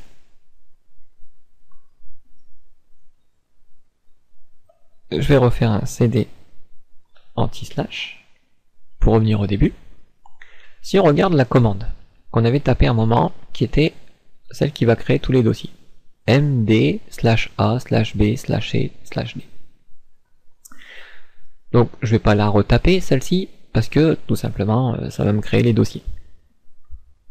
Donc quand on fait un md, on peut faire aussi après un cd puisque c'est exactement ce que j'ai tapé au-dessus. D'accord? On s'est retrouvé dans le dernier dossier. Je reviens à la racine. Si maintenant je voulais supprimer tous ces dossiers. Alors pour supprimer, c'est la commande rm pour remove. Mais rm dir pour directory. C'est-à-dire je veux supprimer un dossier. Si on veut savoir comment ça fonctionne, bah toujours pareil, slash avec le point d'interrogation. Ou sinon on écrit help rmdir. Donc là, rmdir on peut l'écrire au complet ou son diminutif rd, comme cd, md. Donc là, on pourra dire rd. Donc rd, on va pouvoir lui dire entre crochets slash s, un espace entre crochets slash q. Puis lecteur chemin. Bon. Ensuite on dit slash s, supprime tous les répertoires et les fichiers dans le répertoire spécifié en plus du répertoire lui-même.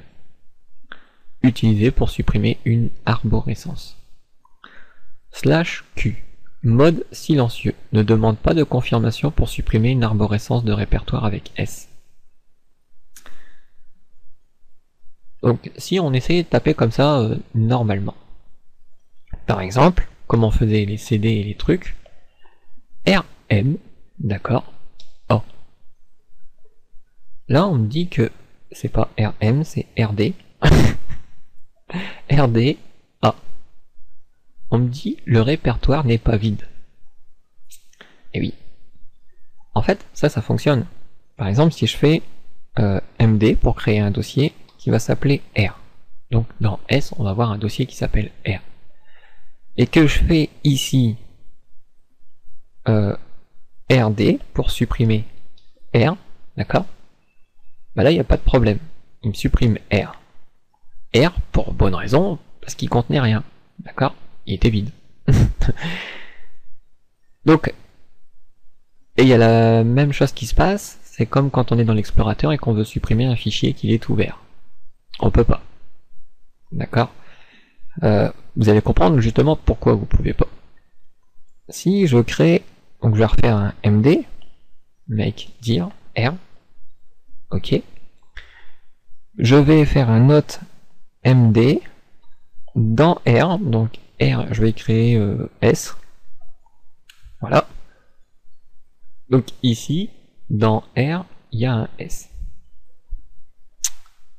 Si je veux supprimer S, je peux le faire de cette façon, en restant toujours dans S2 points. Là, je veux supprimer le petit S, mais depuis cette partition-là. Donc c'est remove directory.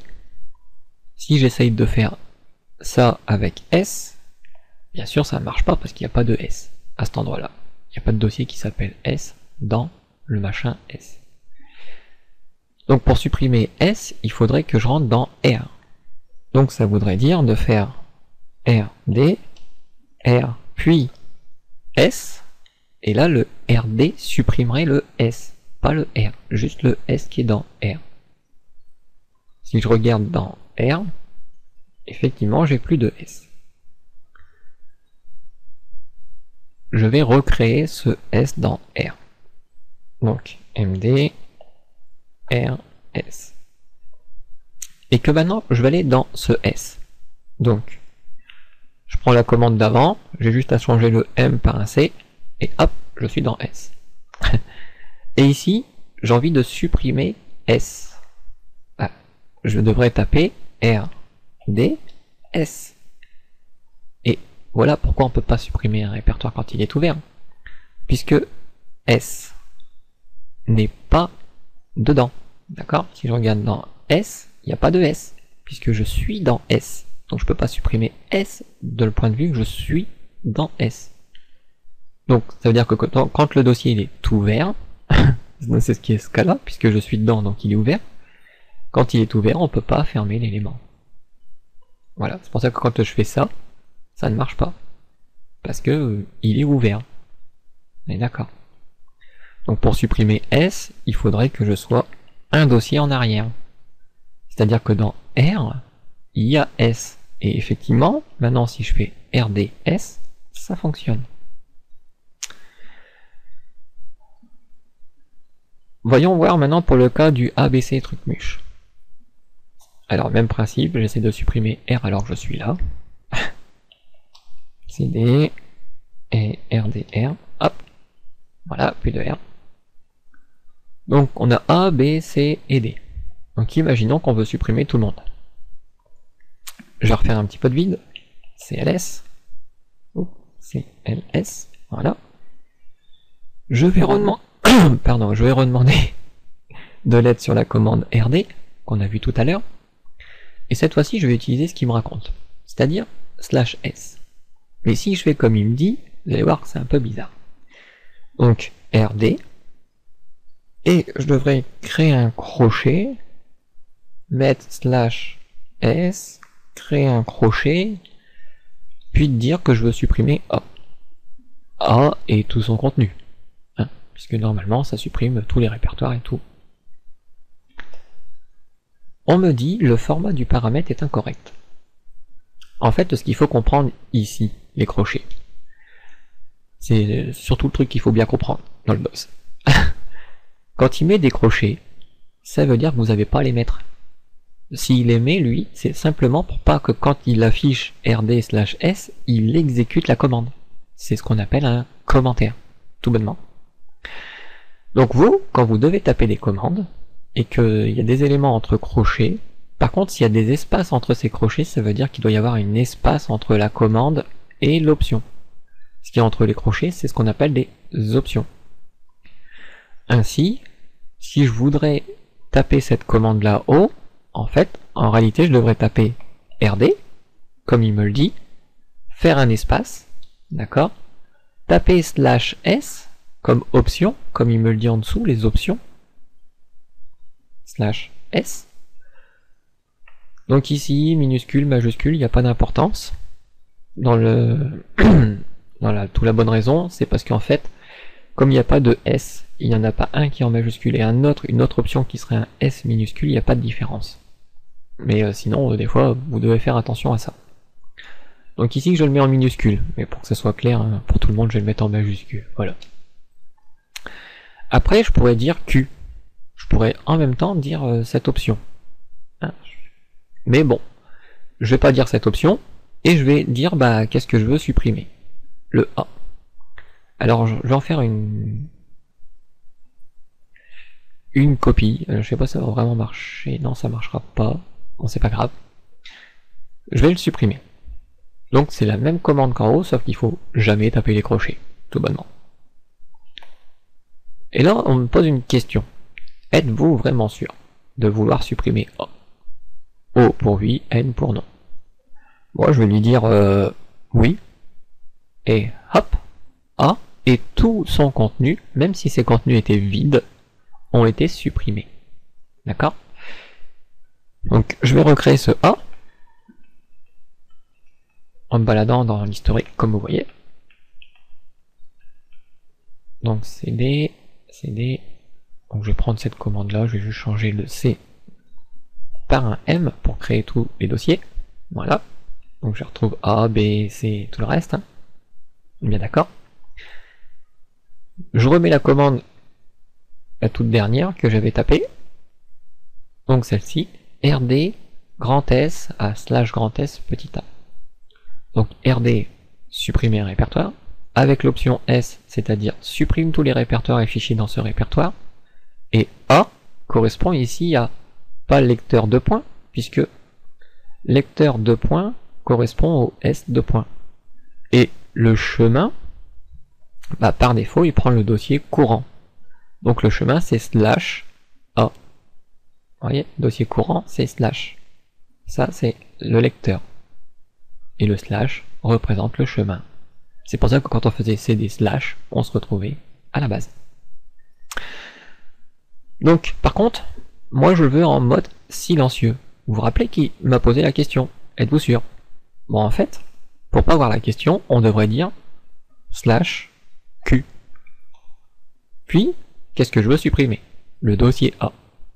C'est bien d'accord.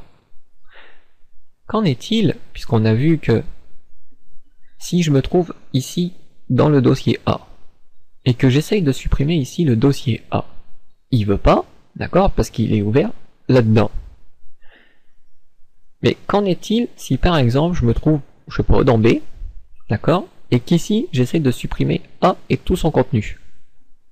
Est-ce que je vais avoir le même problème que dans l'autre sens? Le répertoire n'est pas vide. D'accord? Pourtant, si je regarde dans A, il n'y a plus rien. Donc ça n'a pas provoqué d'erreur, seulement le fait que je sois, on va dire, dans A, bah quelque part il a ignoré la chose. Je vais refaire la même chose. Pour essayer de comprendre, on supprime ça. Donc ici je vais lui dire recrée-moi ABCD. Bon, jusque là pas de problème. Maintenant je dis on va aller faire un tour dans B. Donc CD, tu vas jusque B. Donc là je suis dans B. Dans B, il y a C et D. Donc si ici je suis dans B, je vais pouvoir supprimer ici C et D sans problème, pour la bonne raison, bah, je suis pas dedans. Donc ça s'en va tout seul. Un petit CTRL Z et ça va les faire revenir. Voilà. Donc, si par contre je me trouvais dans C, CD, C, ou voire même dans D, CD, D, donc je suis bien dans D carrément, et que ici j'essaie de supprimer C, le fait que je sois dans D, il veut pas, d'accord? Ça on l'a vu. Donc, si je retourne un cran en arrière, puis encore un cran en arrière, c'est-à-dire que techniquement je suis plus dans C, d'accord? Donc le fait que je sois plus dans C, si moi-même j'essaye d'aller dans D, mais ici, et que maintenant à partir de AB j'essaye de supprimer C et tout son contenu, donc ça veut dire aussi D. Et d'accord. Donc pour ça on fait RD /S, d'accord, et c'est quoi que je veux supprimer? Donc le C. Le C parce que je suis dans B et que je veux supprimer C, qui lui aussi contient D. D que j'ai ouvert dans l'explorateur. On me demande si je suis sûr, je dis oui. Et on me dit le répertoire n'est pas vide.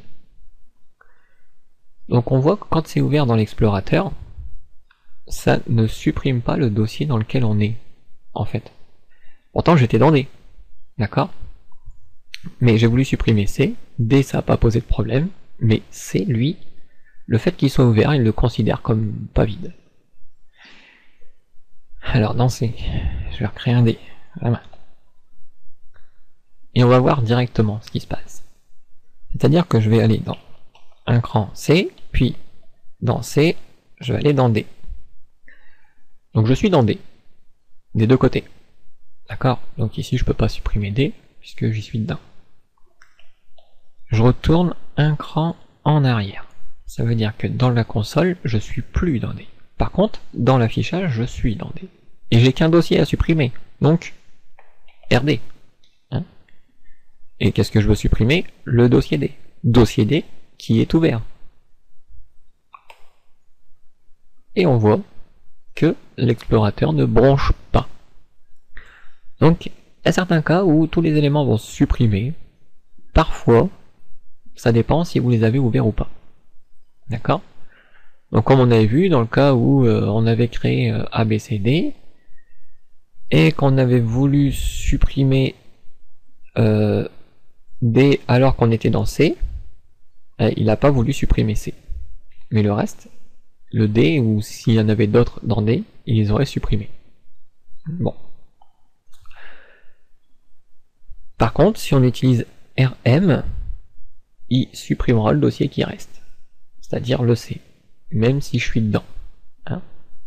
Donc là, je peux pas faire RMC puisque je suis dans C dans le DOS, mais en retournant un cran en arrière et en faisant RD plutôt de C, là on sait qu'il n'y a pas de problème. D'accord? Ça a bien supprimé C. MD, C, D. Donc là je recrée C et un C dans C. J'ai pas écrit D, mais bon, on s'en fout.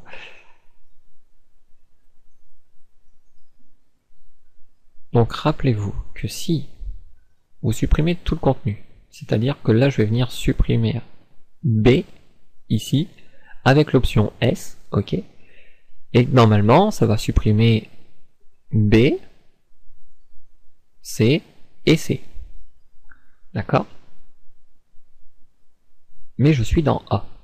Ok? Donc je suis pas quelque part dans un des dossiers de B. Et je vais venir supprimer B et tout son contenu. Donc ça aura vraiment pour effet. Donc je retourne un cran en arrière. Dans A, à partir de A, je veux supprimer B et tout son contenu. Et limite sans confirmation avec Q. Donc là, ça va fonctionner. Il me supprimera aussi B. Pourquoi? Parce que je suis pas dedans ou dans l'un de ses répertoires. Vous voyez, B il a bien parti. Donc, je rappelle, hein, il part parce qu'on ne l'avait pas ouvert dans l'explorateur. Donc ça, c'était un point à voir, important, et les commandes de base, ici, comme celle-ci, pour avoir de l'aide, mais attention, de l'aide que si on tape une commande devant, sinon il faut taper help pour avoir l'aide en entier. Ceci est une aide descriptive, mais pour chaque élément on a une aide détaillée. Par exemple run, si j'ai envie de savoir comment ça fonctionne, vous tapez run. Si vous précisez rien, on va dire la commande n'est pas valide. Bah, logique parce que vous savez pas ce que vous devez dire. Donc si on fait run et la demande d'aide, ainsi on saura comment il faut taper la commande. Et du coup ça marchera mieux. N'oubliez pas que les crochets doivent pas être écrits.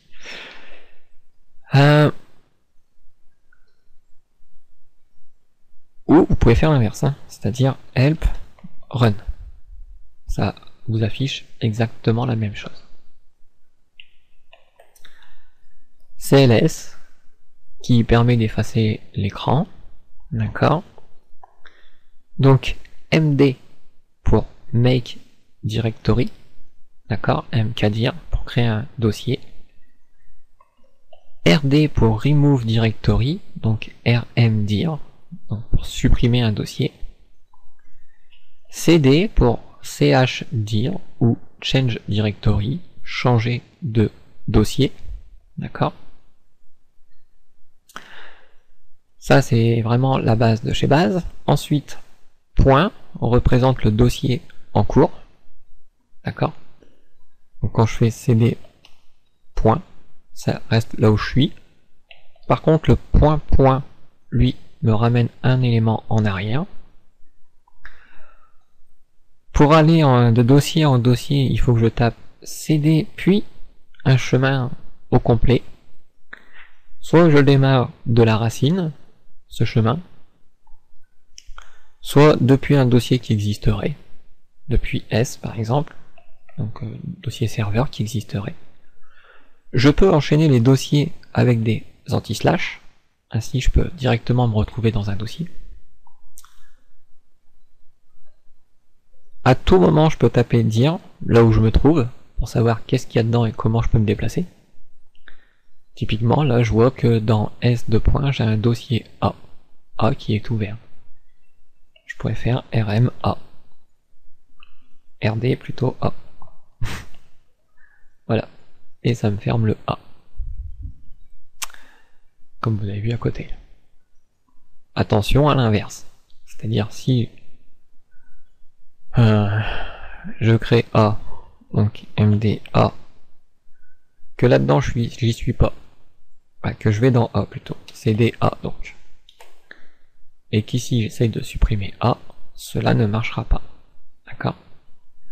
Par contre l'inverse est possible, c'est-à-dire je peux être dans A et venir rd supprimer A. D'accord? Ça fonctionne. Comme on a vu, l'autre point aussi qu'il faut prendre en considération, donc c'est si md je crée A, je crée B, je crée C, d'accord, qu'ici je veux aller dans B, voilà, donc je suis dans B et que je veux supprimer A ici alors qu'il est ouvert ici, on voit bien que ça ne marchera pas parce qu'il est ouvert. De même que si je suis dans B et qu'ici je veux supprimer B et tout son contenu depuis là. Donc déjà, il faut que je retourne en arrière pour pas être dans B. Et du coup, je suis dans A et je peux voir B. Un petit dir et permet de voir ce qu'il y a ici. Donc on a B. Donc je veux supprimer B, mais tout ce qu'il contient. Donc c'est rm /s et /q pour pas qu'il nous pose la question. Et ça, c'est B. Donc ça fonctionne, d'accord, mais si je suis là, c'est-à-dire que dans l'explorateur, faut pas que j'ai ouvert quelque chose qui soit dans B.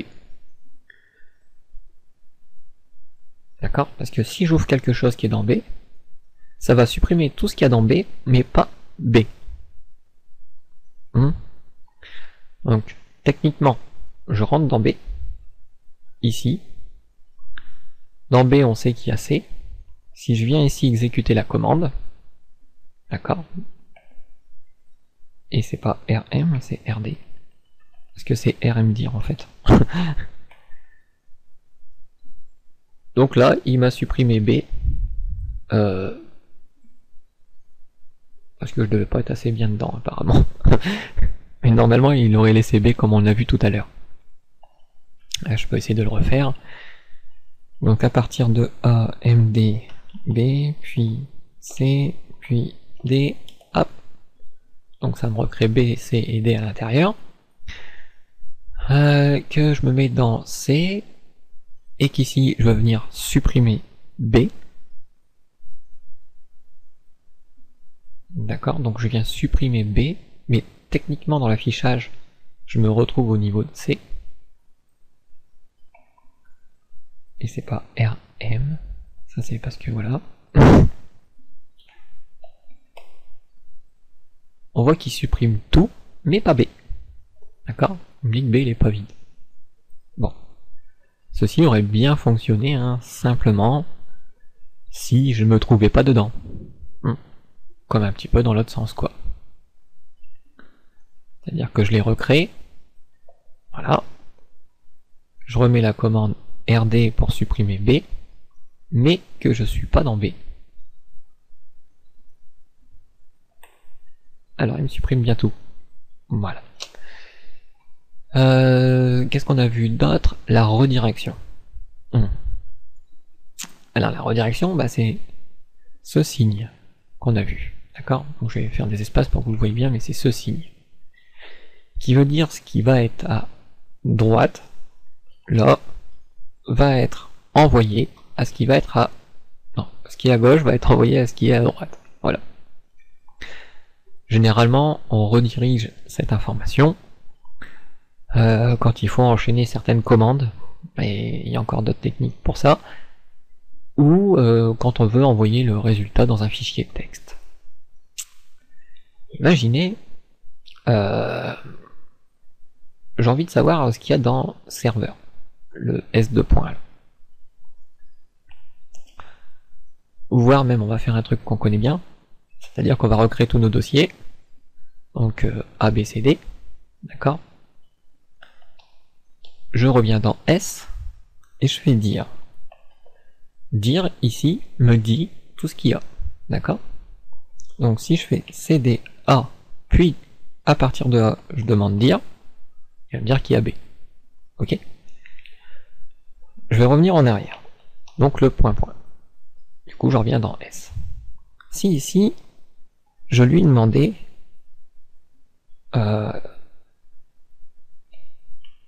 tree. Tree permet d'avoir un arbre.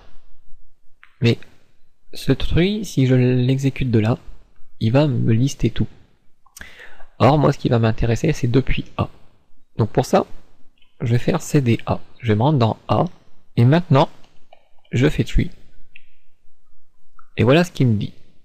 Dans S, à partir du dossier courant, le point. Point, c'est A. Tu as B, tu as C, et tu as D qui sont enchaînés. Comme je vous ai dit, c'est des points. Si je me trouvais ici et que je tape les tree, de là, il va me lister tout ce qu'il y a dans S. Donc là, il y en a mis beaucoup. Et si on veut vraiment voir ça, bah, tree, au lieu de l'afficher dans la console, envoie-moi ça, là où je me trouve, donc dans S2. Un truc qui va s'appeler list.txt.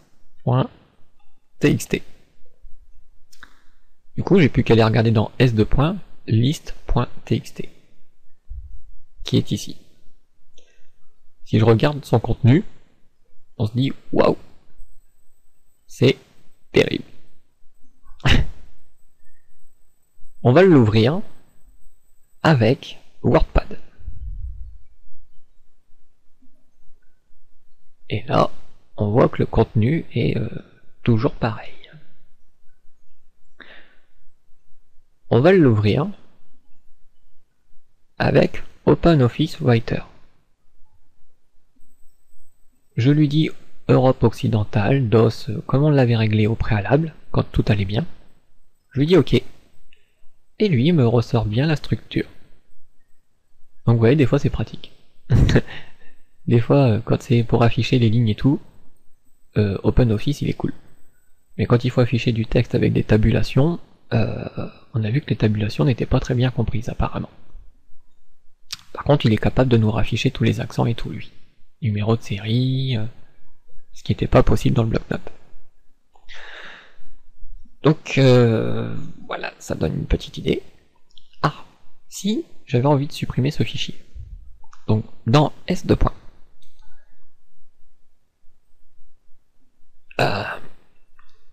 Vous allez comprendre pourquoi des fois je me plantais avec RM. Souvent, j'écrivais RM quand je voulais supprimer un dossier. Or, normalement, c'est RD pour remove directory, d'accord? En fait, le RM, c'est comme RD, sauf que c'est pour un fichier. Le D pour directory et le M juste pour remove, on va dire. Si j'essaye, je vais faire RM et je demande de l'aide. Donc RM n'est pas connu en tant que commande interne ou externe. Ah. Pourtant, si je tape remove avec l'aide, connais pas. Donc c'est rem. Indique un commentaire dans un fichier de commande. Donc rem c'est une commande. Ok.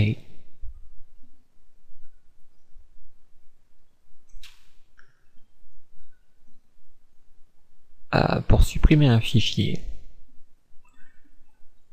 Donc bah c'est rd aussi. Normalement c'est pour un dossier rd. Ou c'est delete. Ah oui, delete. Donc delete il a deux combinaisons. On peut écrire delete comme ça au complet. Mais vous allez voir aussi qu'il y a del normalement. Donc c'est-à-dire del. Voilà. Ah, l'autre c'était erase. Voilà. Donc soit on tape del, soit on tape erase. Même chose, il peut y avoir plusieurs paramètres. Et ils peuvent s'enchaîner. S'enchaîner, ça veut dire que vous pouvez mettre le /p, puis le /f, le /s, à la suite. Chaque fois que vous mettez un paramètre, bien sûr, ça fait ce qui est indiqué à côté, bien entendu. Donc supprime les fichiers dans tous les sous-répertoires. Donc on peut même utiliser la commande /s avec del pour supprimer plusieurs fichiers dans un dossier. Ce qui est pratique.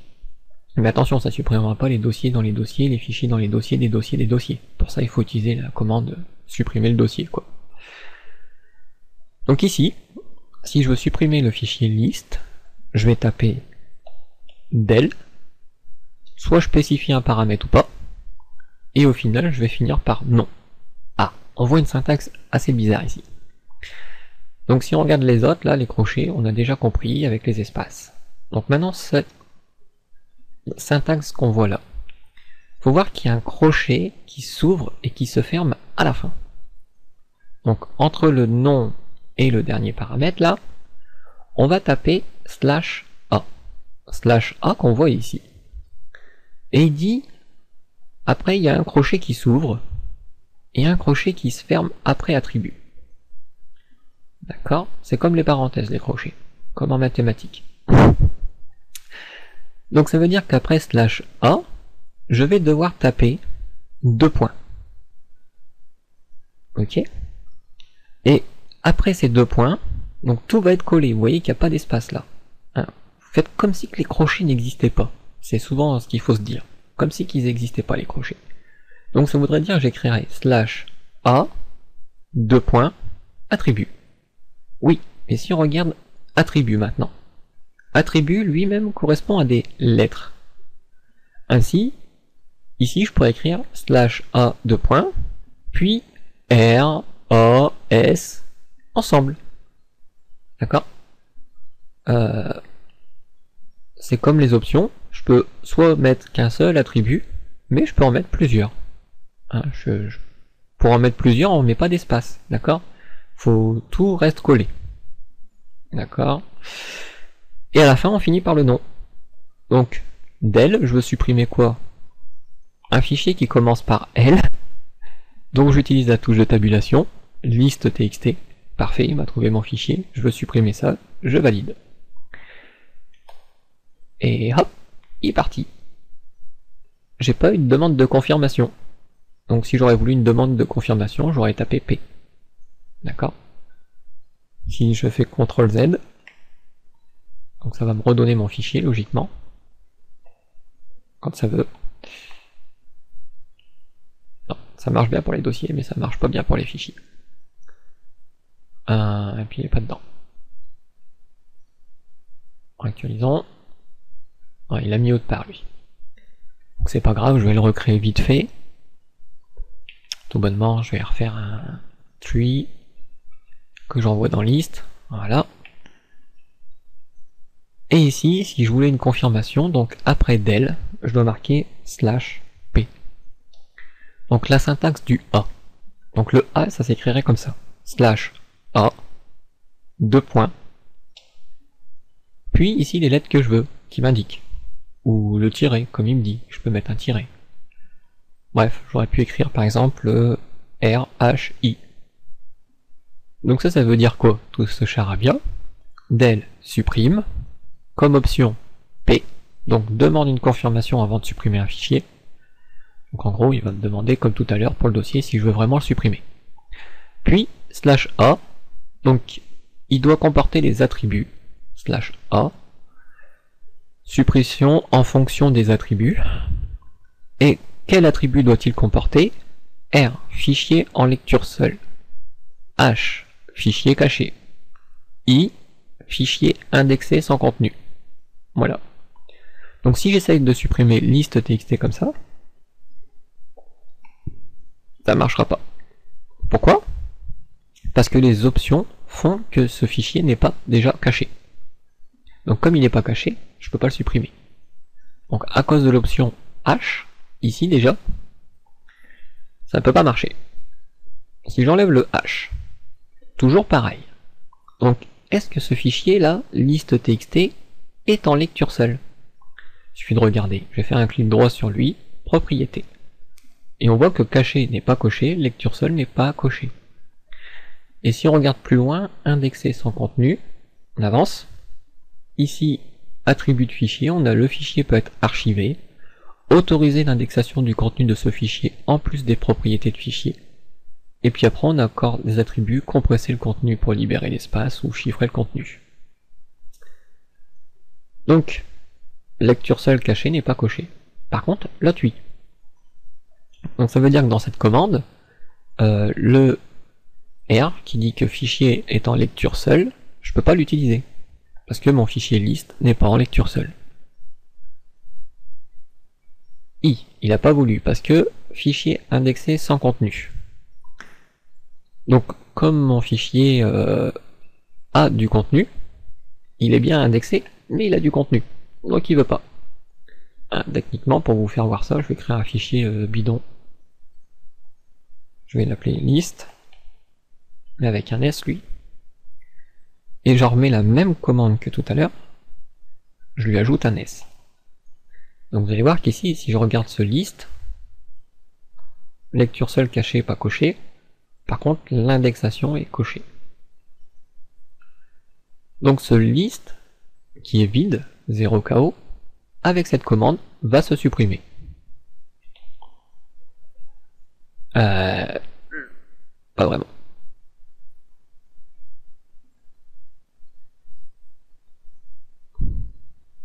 Donc là, autant pas trop utiliser les options. Sinon, il faudrait faire l'inverse. Déjà, le i, pas trop s'en occuper. Donc je vais lui mettre ceci.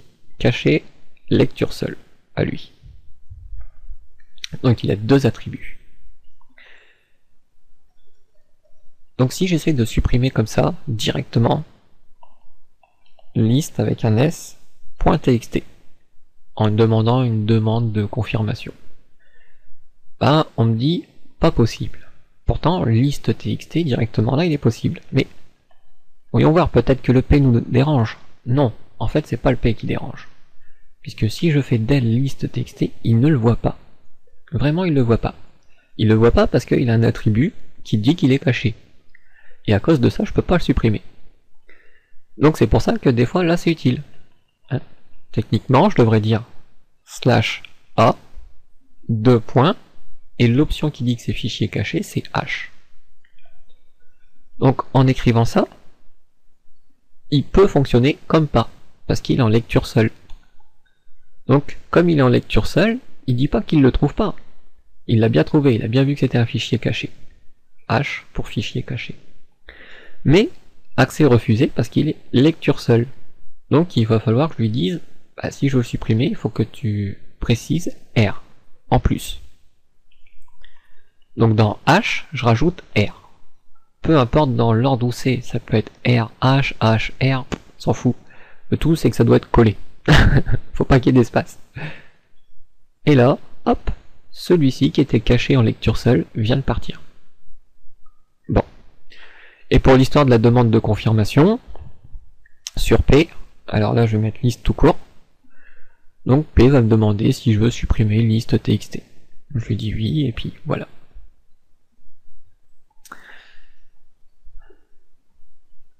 Alors, il est clair qu'à la base, cette vidéo normalement a été prévue pour arriver dans la série.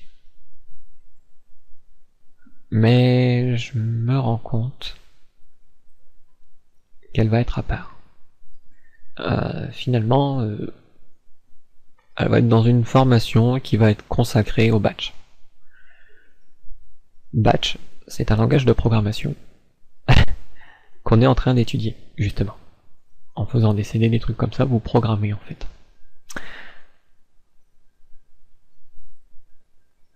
Donc ouais, clairement ça va être dans cette nouvelle formation. Comme ça, je pense faire cette formation sur ce langage, puisque de toute façon celle qui est en cours sur JavaScript va bientôt être finie, et que l'histoire de la série, elle je vais la mettre en pause pour vous faire voir des trucs astuces, mais souvent ça va faire appel à la ligne de commande, donc bon, autant voir la ligne de commande bien avant, tout simplement. Voilà. Donc sur ce, la formation, cette première vidéo, non plus la 5e du chapitre des séries, mais bien la première vidéo de cette formation qui est sur le batch, est terminée. Et je vous dis à bientôt. Allez, ciao, bye bye.